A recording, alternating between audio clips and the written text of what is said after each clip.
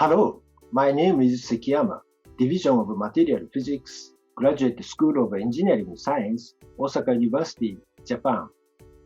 In this movie, I would like to show the derivation of the Lorentz transformation.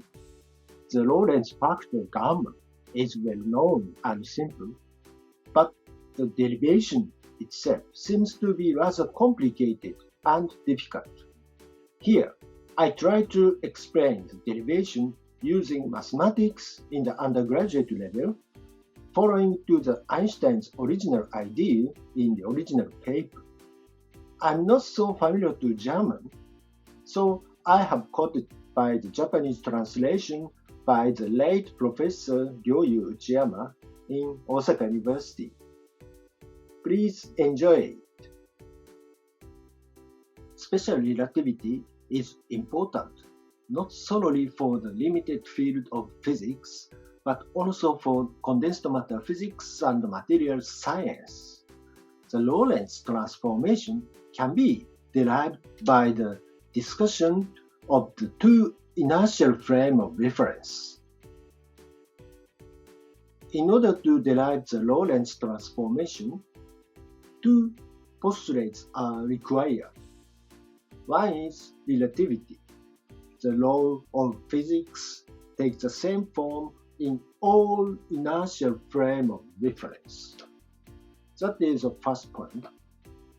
And the other is the invariance of c. c means the speed of light. Namely, the speed of light has the same value c in all inertial frame of reference. This figure shows the two inertial frame of reference. So the black one stands for the so-called static or rest frame called as system S. On the other hand, axis drawn by red line indicates the inertial frame of reference with moving of large V. Large V along the x direction in the system S. Okay? So this system S prime is always moving with the velocity of large V.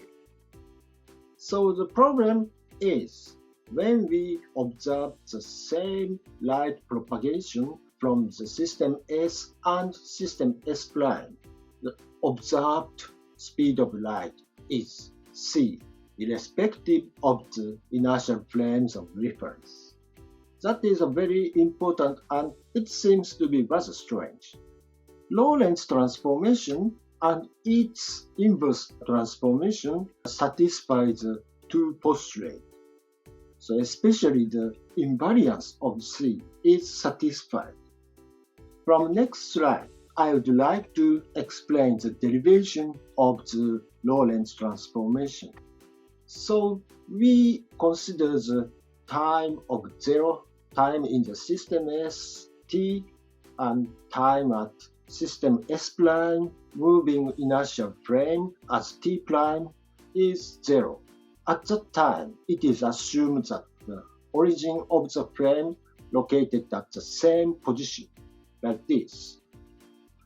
And further, we consider the two mirrors called as M1 and M2. These are fixed on the x prime axis and y prime axis in the system S prime. And this mirror is set as perpendicular to the axis, so when the light is coming, then the light is reflected backwards. Further, we consider that when we measure the distance from the origin to the mirror, measured in system S or in the rest frame, distance is L at the time of 0.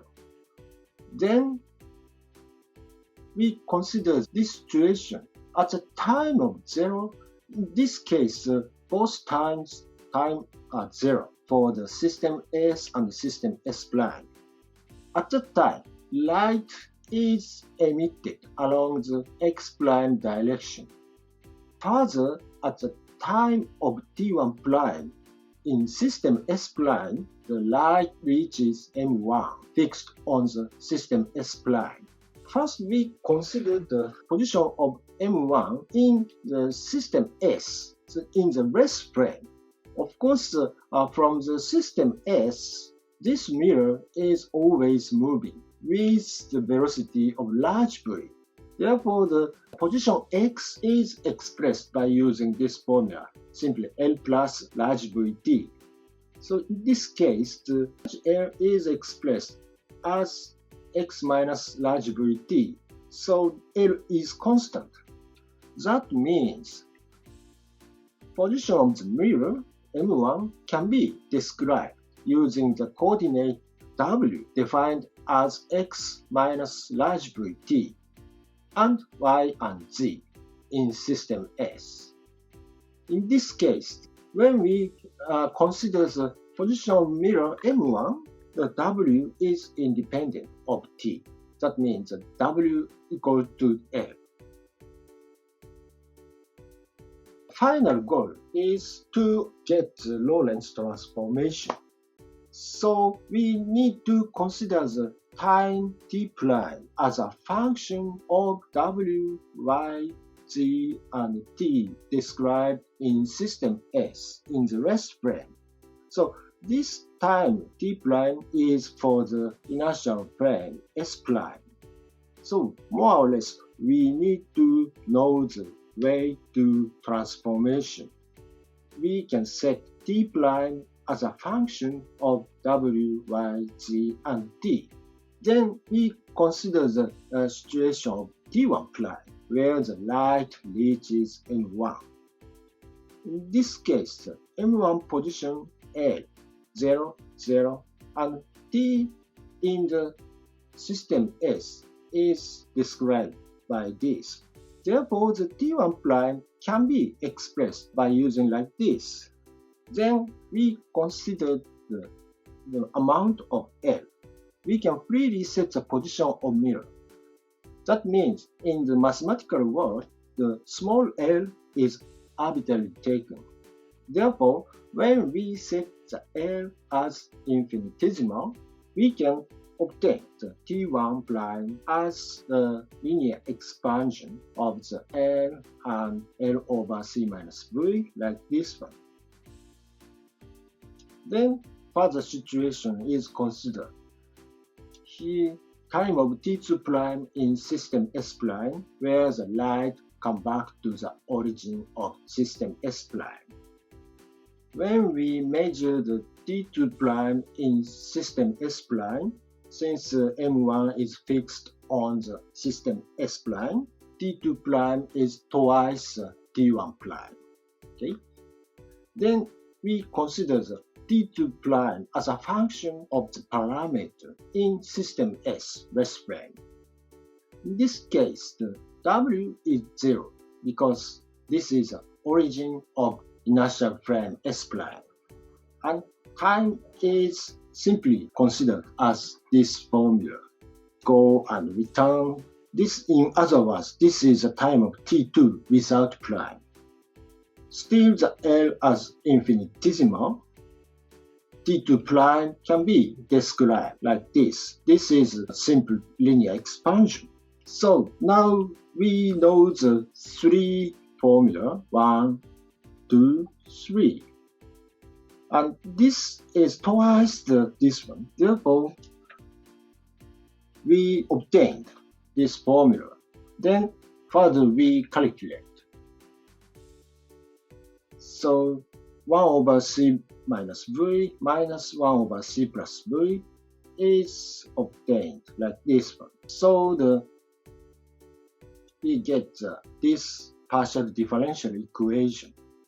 This partial differential equation is obtained by considering a situation where the light is propagating along the x prime direction and reach M1 and come back to the origin in the inertial frame S prime.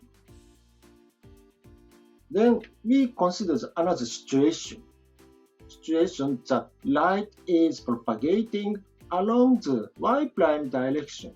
Of course, in the beginning, the light starts at origin. Then the light is coming to the M2 fixed in the system S prime on the Y prime axis. In this case, T3 prime is expressed like this one. Also, in this case, the small l is infinitesimal. T3 prime is expressed by using this formula. In this case, coordinate y corresponds to L, and since we supposed invariance of speed of light, when we observed this phenomenon from the system S, the rest frame, the time is expressed like this quantity. Then the light is come back to the origin in frame S prime. This is rather simple because the origin in frame S prime is 0 in W measured in the frame S, and the time is twice this one. So in this case, the T4 prime is expressed more simple, and comparing the equation 4 and 5, and further we consider that the T4 prime is twice the T3 prime, this formula is obtained. By the same manner, a similar conclusion is obtained for Z.